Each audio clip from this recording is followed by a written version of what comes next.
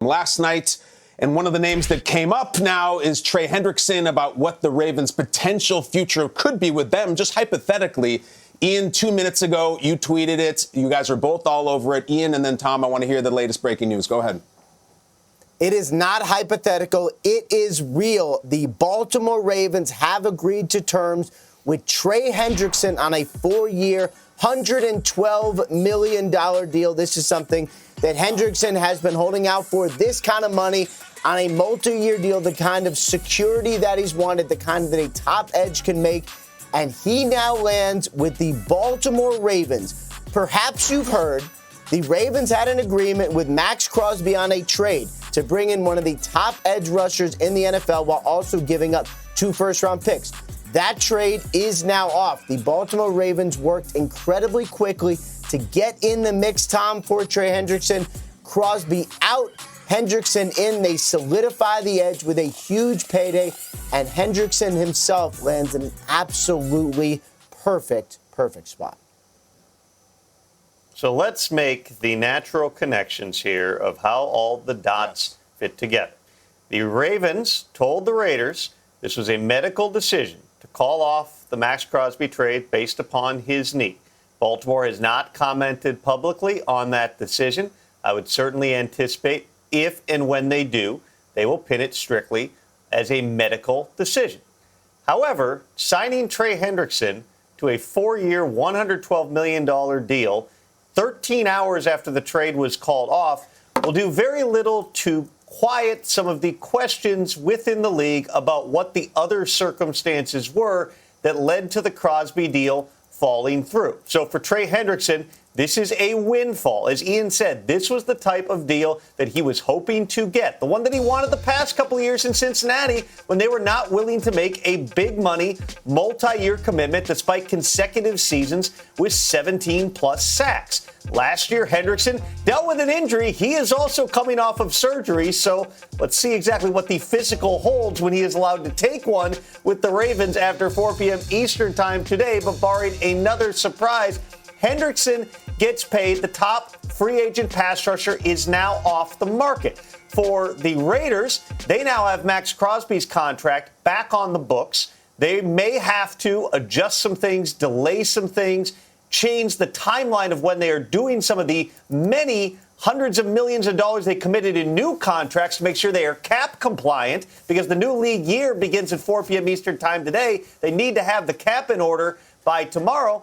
And as for Max Crosby, he is expected, as Ian reported last hour, to be back in the building this morning. I believe he is right now actually working out, rehabbing, getting his knee right. It remains unclear if he is going to play for the Raiders again, but he is a Raider. Trey Hendrickson is a Raven.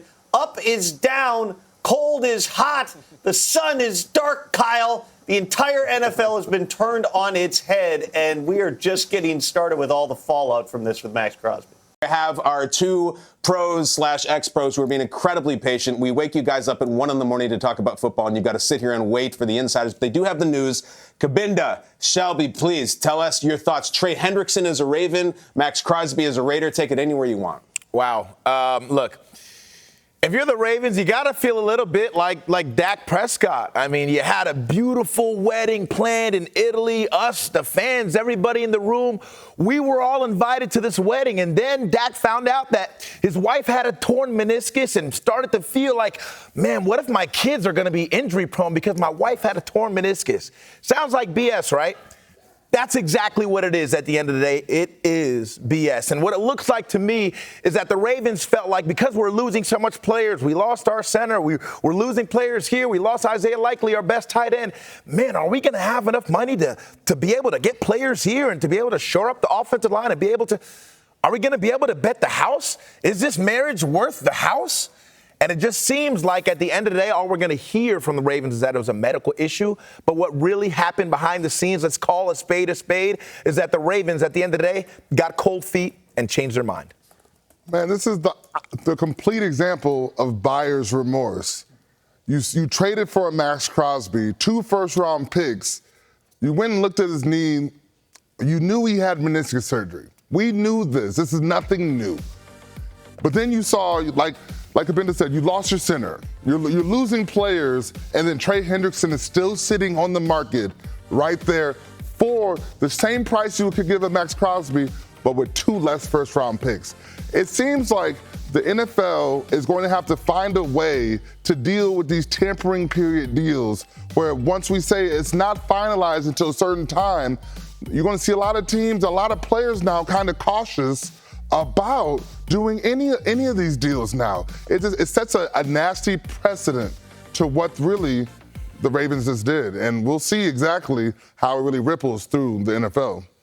And let's also, I don't want this to get lost either because we're talking negative. We're talking about Max Crosby. We're talking about the Ravens.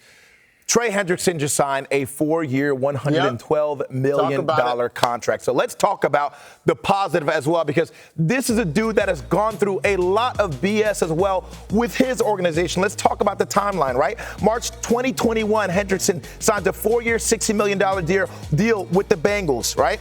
2021 has 14 sacks that season. Next year, 22 has 8 sacks.